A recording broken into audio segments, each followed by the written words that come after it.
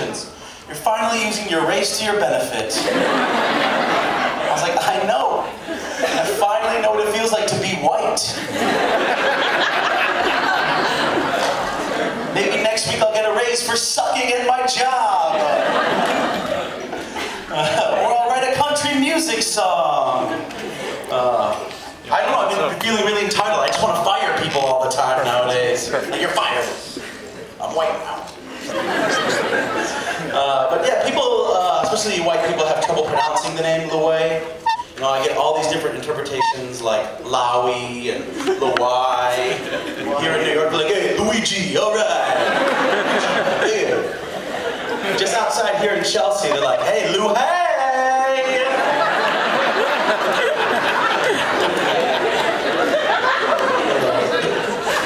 There's that like old 50s song, Luai Luai. You guys heard the song before? I hate that song. Like, so I'm trying to get this new thing started. There's a Styx song called Come Say Luai. Like, they're talking about me, guys. They want us all to say it. They're like, let's say Luai together. But that does not work in the South. Like, every time I go to the South for work, I'm like, hey, my name's Luai. They're like, what, Dwayne? No, Luai. Lil Wayne! Like the rapper! Lou. My name is Lou. Lou Harry. That's my rapper name.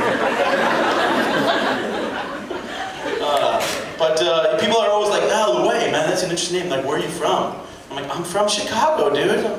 Stop asking. But not Arabs, right? Like, my name's Luai. They're like, no, your name Luai. It's Luai. No, Luai. It's Luai. I'm like, look, my DNA's from Iraq. My accent is from Chicago.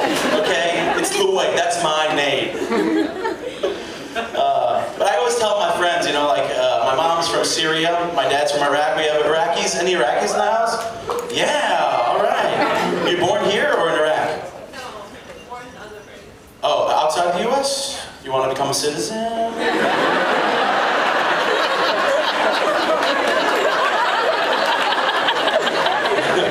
You will make my mom so happy. But I always tell my white friends, I'm like, guys, get some foreign parents. It is awesome. It's like living in a comedy club. Like, growing up with foreign parents, you get singled out as a kid right away. Like, going to school, bringing my lunch, you know, it's like I was growing up in two different worlds. Like, in my house, I was in Iraq, right? At school, I was in America, right? Like, I would come home, I'd be in Iraq. It's like, this is the green zone here. This is safe. And I'd go to school, you know, in America, but my lunch would be from Iraq. I was forever the kid with the weird bread. I mean, always. Right? Who had peanut butter and jelly and pita bread growing up? Anybody?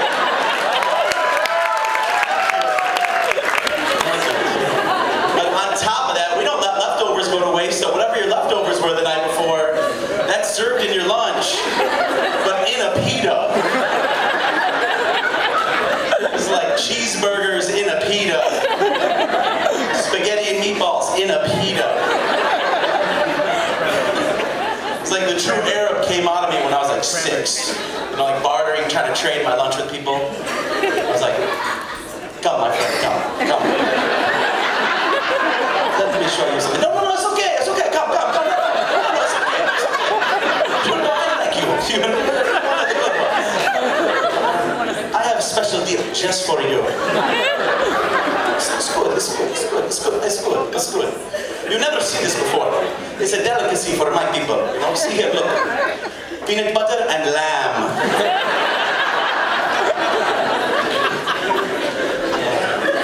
Such a high calorie count in that meal.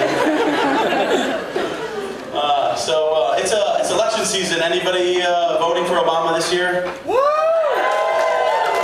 Cool. I'm a huge Obama fan. I'm from Chicago, so I'm a homer. I'm a hometown guy. But I'm also an Obama fan for like selfish reasons. See, the way I look at it, it's like the first African-American president in 2008 opens the door for the first Arab-American president in 2048. Right?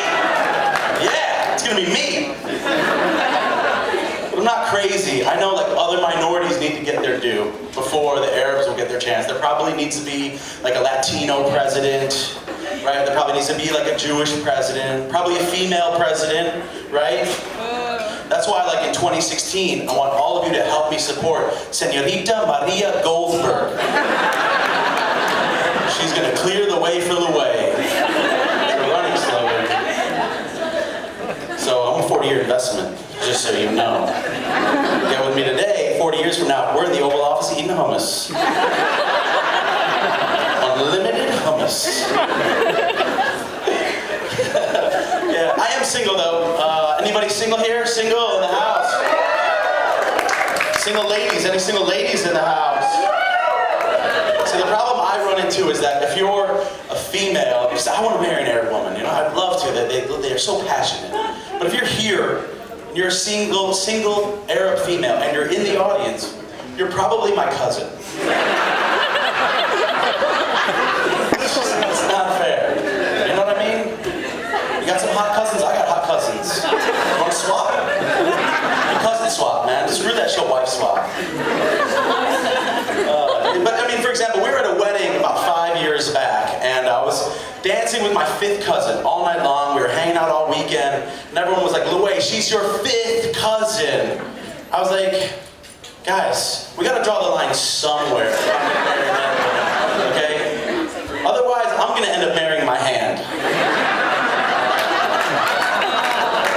And I know I will cheat on her with her. The only bright side is that I might finally get that threesome I've always wanted.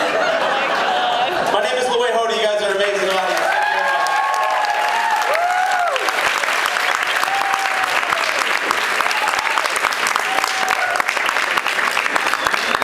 Yeah, Louis! Sorry I'm so angry about talk, guys. Thanks for what am I talking about? Ladies and gentlemen,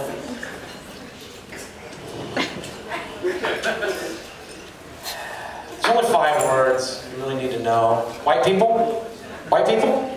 There's only 5 words you need to know in Arabic to get by. Arabs, back me up here. Allah, Yallah, Wallah, Mashallah, and Inshallah. That's all we really need. I wanted to get that out.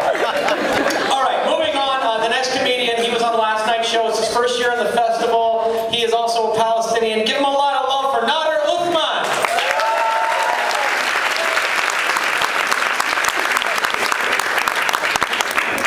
How you doing, ladies and gentlemen? How's it going tonight? Oh my God, it sounds like his Mormon family is in the audience. Let's hear some Arabs in the audience. How you doing tonight? All the Mormons away, they all ran out. So who's in the audience tonight? All these Arabs. I can tell they're Arabs. Not so many green cards. Lots and lots of eyebrows. Where are the Yemenis? Do we have any Yemenis tonight? I don't hear anything. Check under the tables. Under the chairs. No Yemenis? I'll look with you. No Yemenis at all. Okay, let me ask you something since they're not here. Do you know what they're saying when you listen to them? Seriously, Lebanese lady, right? No. Filistini, wallahi? Shu shakra lish. I won't translate that. Hi, welcome. Don't look at my hand. It's henna, it's not my notes. Henna, I promise you. So I don't know what the fuck the Yemenis are saying. I'm glad that we can relate on that. But you know what they're chewing? Oh, Lobla. I'm sorry. The South Asians enjoyed it. You enjoyed it, right? South Asians, welcome. Pakistanis? Yeah, let's hear it, Pakistanis. Come on, let's hear it. Make some noise with them. It's not Dubai, so there's only a few. Can we hear it again for the Pakistanis? Welcome, welcome. Pakistanis, if it wasn't for us, you wouldn't write a word. We're the reason you're literate and circumcised. You're welcome. How about other Arabs? Do we have, I'm afraid to say it, Do we have Lebanese in the house tonight? Philistine, pretend, make them feel like they're special tonight. Do we have Lebanese tonight? That was some good faking. It's like a Saudi woman in orgasm. So, I'd like to talk to you about the Lebanese for a second. I'm not saying that the Lebanese are superficial, but you know how every state in America has a state bird, every country has a kind of national symbol, and the state bird of Lebanon is a breast implant. You hear them laughing? That's all the Lebanese men that aren't at the Mac counter right now. No, I'm not trying to say anything about the Lebanese men, ladies and gentlemen, but remember, the most beautiful Arab women are Lebanese men. Keep that in mind. Now they woke up. There you go. Put the mascara away and listen to the show, gentlemen. How about Philistania? Do we have my people? Palestinians, welcome, welcome. I'm sorry to say, Palestinians, that we are united here by tragedy, as a matter of fact. We are here for tragic reasons. No one here can forget the Palestinian tragedy that is Season 4 of fucking Project Runway, when they wouldn't let Rami Kashour win the championship. You know that was a Zionist conspiracy. The two gay Palestinian men in the audience said, yes, I know what he's talking about. Everybody else said, what the fuck did he do to his eyebrows? Another thing the Pakistani women did to us. These eyebrows. So as you might have figured, I am the Palestinian, one of the Palestinians of this show, and maybe the only gay Palestinian. Look at the eyebrows again, and you'll know what I mean. Thank you for the support. I appreciate it. Still gotta pay federal taxes like I'm single, you sons of bitches. Right to your congressman. But I would like to say that as a Palestinian gay, I'm something like a unicorn. Which is to say that I'm horny from the front. And I'll give it a second to sink in. Just like our honeymoon, right, man? Just a second. Oh, I'm sorry. No, I'm sorry. You're not even married. That's okay. Keep drinking. We won't tell anybody about the pregnancy. So, first thing is, horny from the front, right? That's where we left off. And I like to prance. And also, like a unicorn, I like to talk about Zionism. Ladies and gentlemen, that was the punchline. Unicorns don't talk about Zionism. They talk about imperialism. Who here, I'm going to reach out to the gays in the audience again. Who here is a fan of the Real Housewives of